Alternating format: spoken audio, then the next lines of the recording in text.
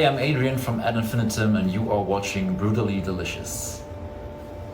Hey, I'm Kamelot from Ad Infinitum, and you're watching Brutally Delicious. 1, 2, 3, 4. The Brutally Delicious Podcast. The Brutally Delicious Podcast. The Brutally Delicious Podcast. The Brutally Delicious Podcast.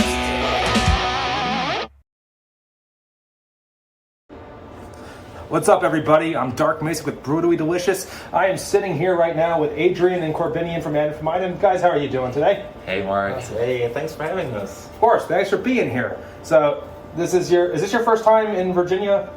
Yes, it's actually the very first time in the US as well. Well, not strictly speaking. We have been to Prog Power last September, just for the one-off festival, but this is the very first tour here in the US supporting Kamelot and Hammerfall. So, just curious, have you guys ever been to the US like on a vacation before this tour?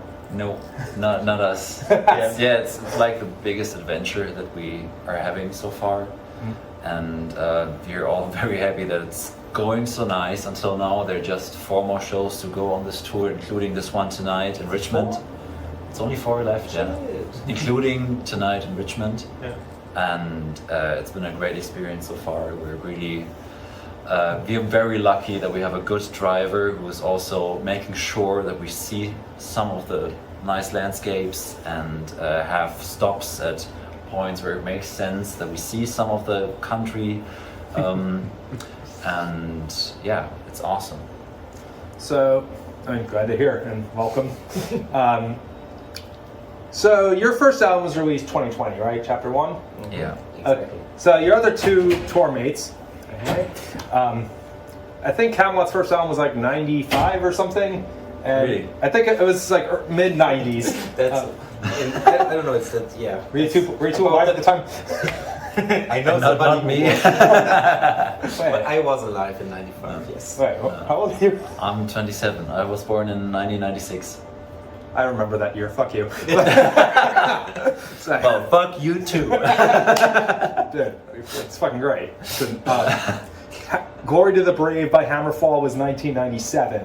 Yeah. So 23 years after that is when you guys come around. How does it feel to be on tour with such like big wig power metal artists and only 4 years after your first album? Well, it's honestly, it's such an honor and such a joy to be part of this, to be able to present this band here in the US with them, with these legends, and we are so thankful that they take us on the road with them and give us the opportunity. Yeah.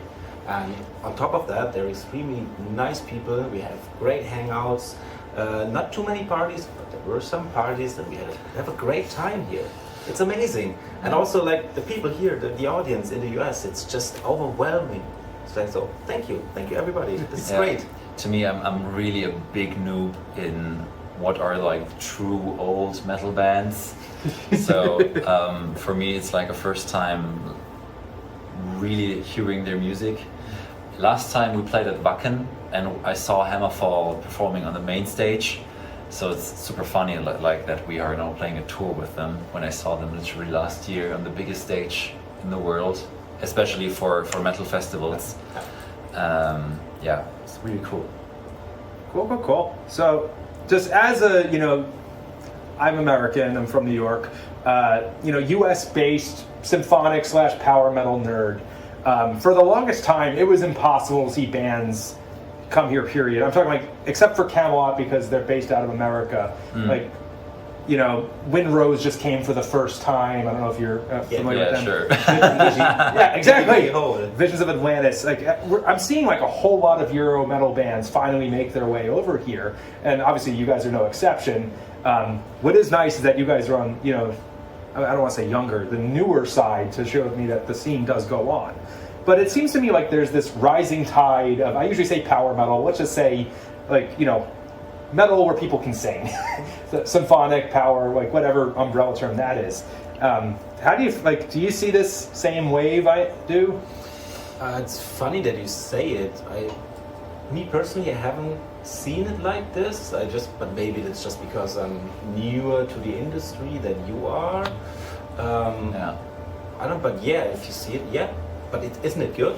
It's great. Yeah, personally, I wouldn't line us up as a power metal band. Yes, the first album was kinda, but we kind of evolved from that, especially with like the latest single that we have with Outer Space. It's definitely more going into the motionless and white direction, and we cut all the symphonic elements out of there. So because like we thought we're having a problem with the heaviness of our productions because it's too full of things that's going on, and the more elements you have here in production, it goes at the cost of the heaviness of your band, because everything has to be balanced out, there has to be space for everything, and therefore it might sound in general big, but it doesn't hit as hard, and we wanted to go more into that direction. And I definitely see that like with bands like Illumishade, for example, where I see definitely parallels to that band, or with Rhythm Temptation or Spirit Box. That's more like where I see, yeah, okay, there are similarities, and we want to go on that wave with them, and yeah, grow with them in the same way. I just saw Illumishade about a month ago, so Exactly, yeah. Where are they based out of again? It's Switzerland.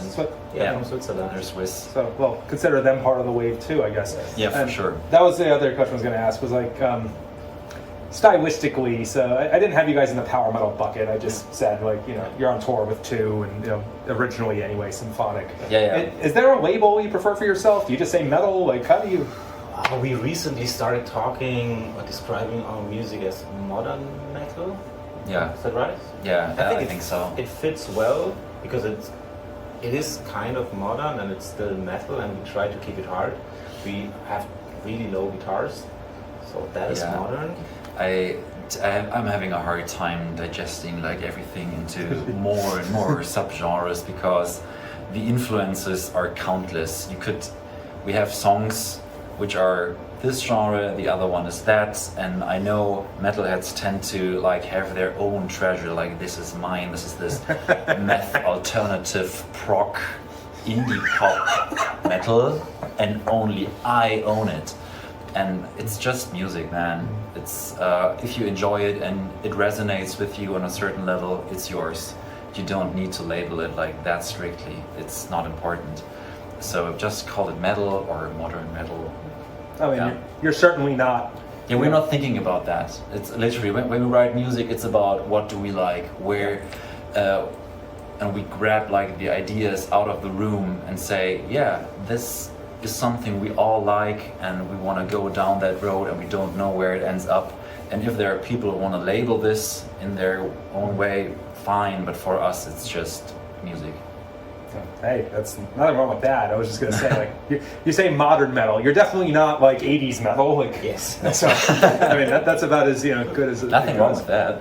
Well, no, I mean, I love Judas Priest, and I love all the bands on the bill tonight. Yeah. So, chapters. So you're 3 albums out in like 3.5 years, just 3. I don't remember. That's about right. Yeah. Yeah. How did you do that? Like, even younger bands, like, I don't know, I'm gonna say like Ailstorm, for instance, like maybe once every 2.5. You've got 3 albums in 3 years. Well, there was nothing else to do. Yeah. As you said earlier, the first album came out in early 2020, and then something happened. Oh, something, yeah. Oh yeah. And then we didn't have anything to do except Yeah. keep on writing, try to make a good impression digitally, Yeah. because it was the only way to present a band. Yeah.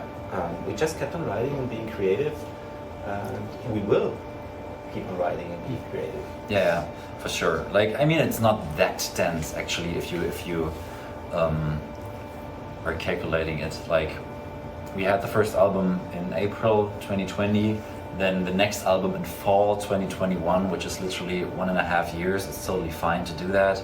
And then again, 1.5 years, Yeah. early 2023, the next one.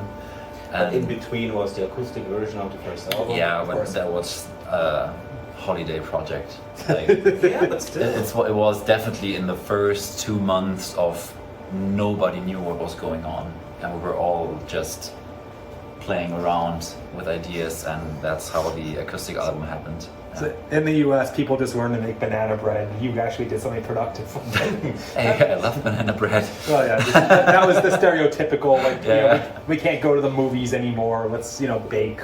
So, Yeah. Interesting. By the way, like every year and a half, even by today's standards, is still insane. Totally different genre, but like back in like the 70s, I know Kiss used to put out an album like every 6 months. Now those days are long past us, but still. Really? Yeah, I think the first 2 albums are both 1974. Why do I remember this? And then Dressed to Kill and Alive were both 75, and The Destroyer was March 70. All right, I'm going to stop. But So I'm kind of weird. impressive. But yeah, I'm weird with dates like that. So yeah, like back then it was every 6 months, but now, yeah, like even though it's gotten cheaper to record, like if a band I like comes out more than every 2.5 years, it's a miracle. Yeah. But I get it. Yeah. I mean, Architects, as far as I remember, they also did the same thing. They had like 2 albums within 2 years, and it can work. And for some bands, it definitely works. For example, there's the band Feuerschwanz in Germany. They're like they actively like crazy. Do you know releasing that? like Yeah. crazy, and they're like, and I think for them it's good because they're all the time they're present in the socials, on the channels on YouTube, in the reaction YouTubers. They're all over the place if you're into that kind of bubble and into that kind of music, and there's no way around them because they're so active. And it's not like we're doing the same thing or that we're trying hard to do the same thing, but we just want to stay productive. There's no way I don't know, we wouldn't have any advantage of not being productive. No, it comes from within. Yeah. And also it is weird because once you write a song, you commit to it, you record it, then you play it live, and after the first tour, so you almost get a little bit bored of it, and just you want to Yeah, exactly. play the unreleased songs you just did a demo of this. You want to present them to the audience. Yeah. So Exactly. so is there a chapter 4 coming out? nothing has been officially announced. Yeah, that's all we can say. Now's your chance. You can officially announce it here if you want. Okay. There would be people killing us if we would. Okay, so But just watch our socials. sure. You Yeah. want to like wink at the camera? Watch them. Follow us on Instagram, please. So I presume it'd be going into that like more, let's say, spirit boxy kind of genre.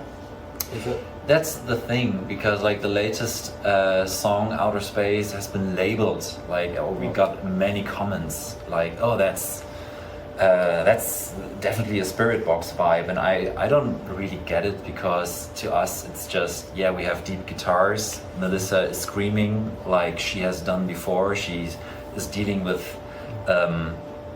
clean vocals. It's not like Spirit Box is the only band has the right to do it. We've done it before in other songs as well. Of course, I understand the parallels are now even closer because we ditched the symphonic elements, but aside from that, nothing changed, and it's not like. Well, I would a little bit disagree. Yeah, Some I mean- things change because we, like with every song that we write and every album that we write, we Yeah. find our true identity as songwriters even more, and we evolve. So Yeah. there But all I'm it sounds saying, completely different. all from I'm saying chapter is, take Within Temptation, add some screams. Does it make the band Spirit Box? No. So it's many bands are screaming and mixing with cleans and with djenty elements and with modern synth EDM productions. That's nothing new, and we try to find our way within that style. But of course, if we had other songs up our pockets, we would also try different stuff. So it's not like, oh, that's Spirit Box, I bet the upcoming entire album is just like that. No, it's just, if there was an album on the way, this song would be just a tiny little frame of the entire picture. I was using your comparison to Spirit Box, by the way. I just meant like, less symphonic, but yeah. No, it's not like that I'm trying to picking like a reference apart. It's just because I've seen it so often in the comment sections that people mentioning, oh, that's a Spirit Box copy, and I Well, know. I see it as a compliment. Spirit Box is a great band. Yeah, I see it when I would appreciate more as a compliment if it's like said in the way, oh, that's nice that you are evolving, and it's not like, oh, that's a Spirit Box copy. I don't see it as a compliment really. Yeah. Well, But I don't take it personally. To me, I'm just reading it and observing it. It's a great song. And there's another song that we wrote that we're really curious about how people would react. We're saying way too much. Corby, shut the fuck up.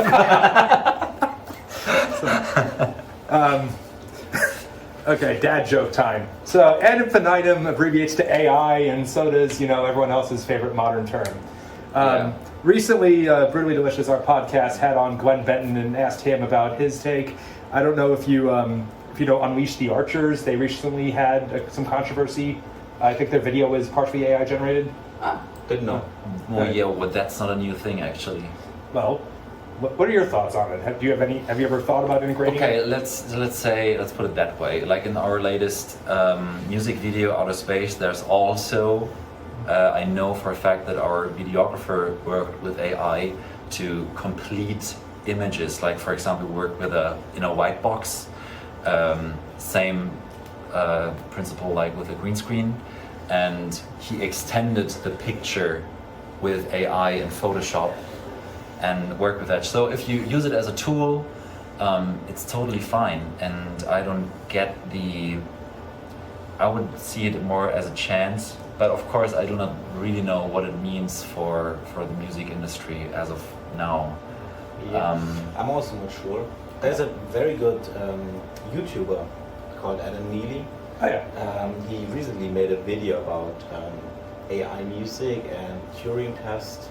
I would highly recommend to everybody to watch that, because for me it was a very good insight in what AI music is and what the future could be and what it cannot do.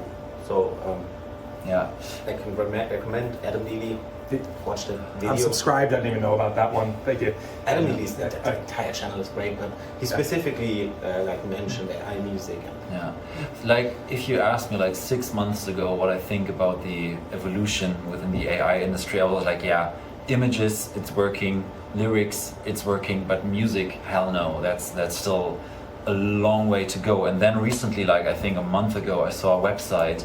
You just type in your prompt and it comes up with vocals, with an entire production, sound design, and of any style. And I was like, the evolution is going so fast. For a short moment, I was really intimidated by that.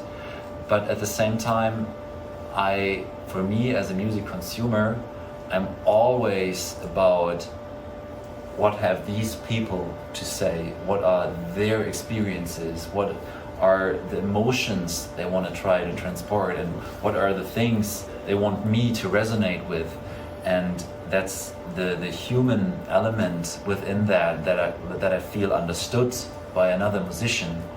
That's to me what music is about, and nothing AI can really replace. I understand when you're using AI within music production as a tool that, let's say, makes things faster. For example, you're searching for a sound, or you're searching for some kind of mastering chain, and the AI helps you to, hey, I would give you this example of how you could improve your sound on that one because you have a problem, or frequency clashes here and there that you don't immediately see, or your hardware that you use, for example, your headphones don't really show you the problems that you have in the low end, and the AI is able to tell you that. I'm all up for it, because it will help you spending even less money on really expensive equipment. But anything else, I hope it won't steal our jobs. I see a little bit of a conflict in royalties, to be honest, because it's not clear where royalties for AI generated music go to. For example, if there's like on Spotify, people listen to a playlist with entirely made out of AI music, where do the royalties go?